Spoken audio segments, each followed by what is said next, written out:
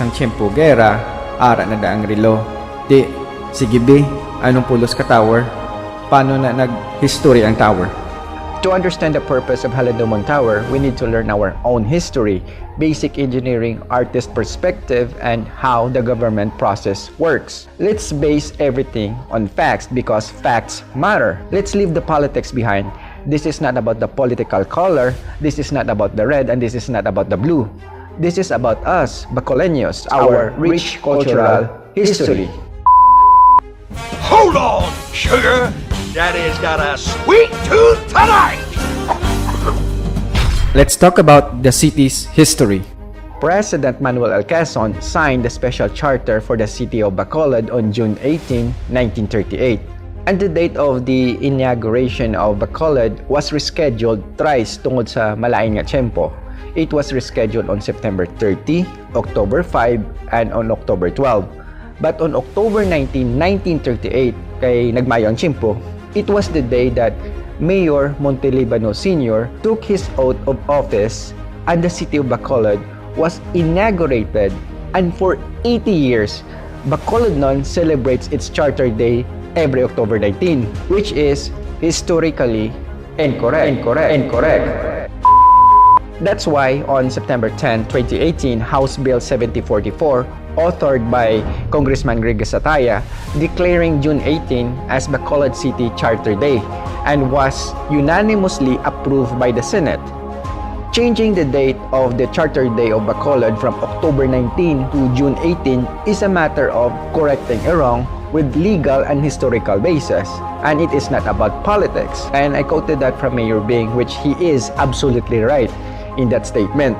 Now, to answer his question, ano gid bala ang purpose ng Halandomon Tower? The purpose of Halandomon Tower is to commemorate sang matuod nga kaadlawan sang pagbunag sang syudad sang Bacolod, because we are celebrating October 19 as our charter anniversary or charter day, which in fact hindi amo nang matuod nga charter date sang Bacolod. The administration of Mayor Bing Leonardea built an icon or a landmark of what is now Halandomon Tower that symbolize us, and also to symbolize his hope, and also to illuminate the lives of the people of Bacolod. Is there anything wrong with that? And another comment from him is, ang old rotonda na may relo was already there during the time of war. He meant during the World War II. Clearly, this guy, Montibon Simberden, is delusional. He is a perfect example of an ignorant person who was blinded and manipulated by a certain politician. A kind of supporter nga may blinders nga parehobla sa kabayo nga ginagamit nga magpalumba nga tunnel vision isa lang. Kag basta maka-comment lang without gathering facts, feeling maalam and have this sense of entitlement. And to debunk his claim about sarilong arada during the war, which is actually a false claim, kay amunabi kay naandad na kamudra mabinutig sa page nyo at group ninyo. Now, here's the facts. The war ended on September 1945. I have received this afternoon a message from the Japanese government in reply to the message forwarded to that government by the Secretary of State on August 11th. I deem this reply a full acceptance of the Potsdam Declaration, which specifies the unconditional surrender of Japan. And I'm going to show you a photo or a postcard of Gatuslao Street during 1960s.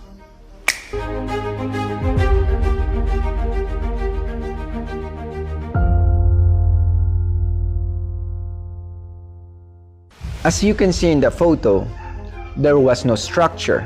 There was no clock in the rotunda in the Gatuslao Gonzaga Street. As you can see, the white building of what is now Chinkies is a bank back then. The rotonda was built nga may relo in the late 1970s.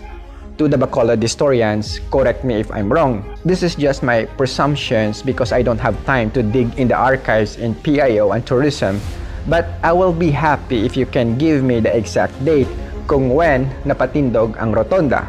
And as far as my memory serves me well, ang rotonda na may relo was donated by a certain club. I actually forgot the name of the club. It is somehow the likes of Rotary Club and Lions Club. So, Montibon Simberden, you are clearly wrong.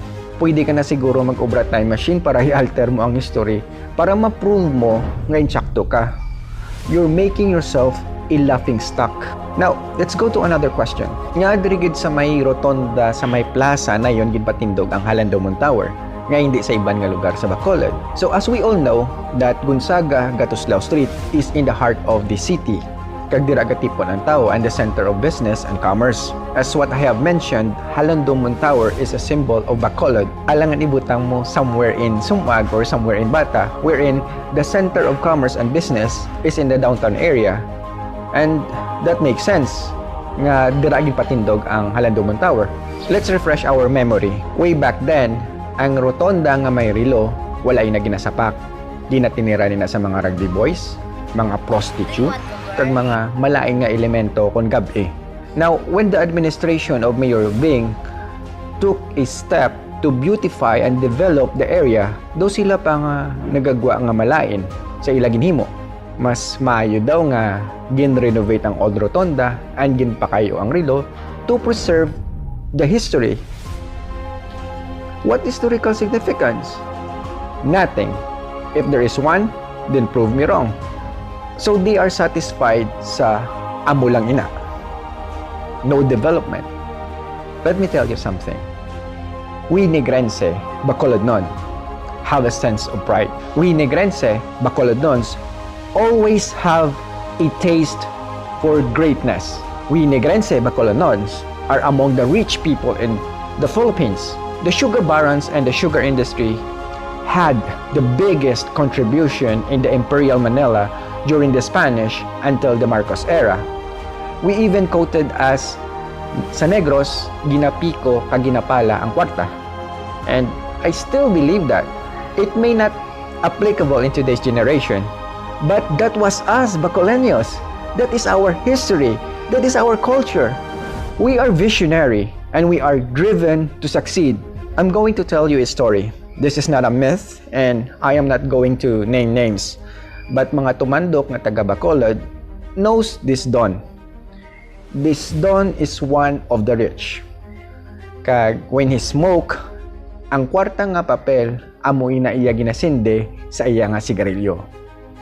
And during that time, ang kwarta nga papel, pwede mo siya ma-equal ang value sa libo or 1,000 or sobra pa da. Imagine that. I am not trying to justify his actions because that is stupidity and showing off. What I'm trying to imply here that deep within our culture, we have this sense of pride.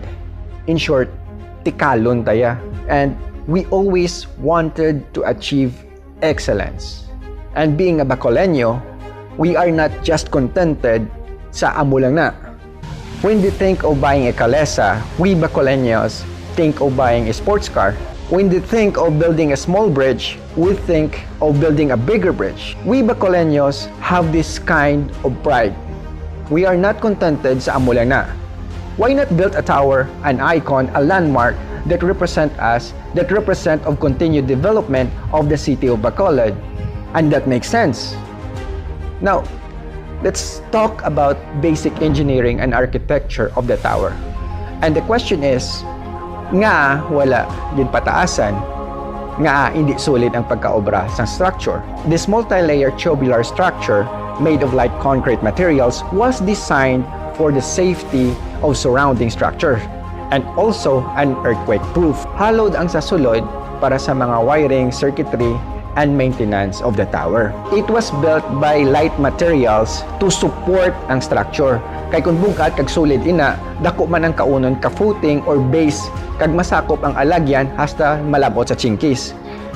Kag hindi ina pwede kay dala na dira nga ginaagyan sang Shopping Libertad kag Fortune Town Central Market na rota. Karon kung dako ang base or ang footing sang structure, mablock niya kag malabot niya hasta sa chingkis kag ang alagyan mablock man dira. Which is hindi pwede. That's why light material lang ang gingamit. Let's go to the artist perspective of Halandomon Tower. When it comes to the artist perspective, it's different sa mga common nga tao. Ang pagtanaw ko sa Halandomon Tower and the way I interpret it, though amo na pinakataas nga building sa Dubai. But for the artist perspective and interpretation of the tower is this. 8 mini towers represent each decade. That is from 1938 to the present 2018. Every element of the tower represents a concept. The base is shaped like the heart, and the lower pointed tip points towards the true north. The 8 exterior towers with octagonal shape symbolize a bunch of sugarcane, which is a backbone of the city and province of Negros Occidental. The 8 interior towers in diamond shape represent a bundle of rice crop. And the last question is it worth 4.8 million? Well, I'm not going to sugarcoat. The way sa pagtanaw ko, it does not cost 4.8 million. And some engineers and some architects may agree and some may disagree nga gaobra sa government. Because the way I see it, may point of comparison kita. Like for example, ang tower kag ang balay. So there's a comparison. But if you look deeper into the data, the planning, the concept, and the costing, it agrees with 4.8 million. And that is facts. Instead of asking, is it worth 4.8 million? We should be asking if nag-agi balay na sa insakto nga process. Ang sabat dira, yes. Nag-agi na bala sa bidding? Yes. Na-account balay na sang insakto? Yes. Kag may feedback bala nga corruption or anomalies from the COA and Ombudsman? Wala. So, who are we to judge nga wala man gani pamatbat sa sina nga mga ahensya? Dahil unta naman sa trial by publicity. This connotes our ignorance to judge something we do not have any proof of, to debate with all the knowing. And I'm going back again to the quote from Superman. We hate of something that we don't understand. In this generation, kadasig lang gid saton mangusga kag ma-accuse sa tawo. We can easily be manipulated without digging the truth. If we encounter some controversies without knowing the full details, we should reserve our judgment and look for facts before we open our mouth and share our opinion. Sometimes it's better to keep your mouth closed and let people think you're a fool than open it and remove all doubt. I just wanted to share this and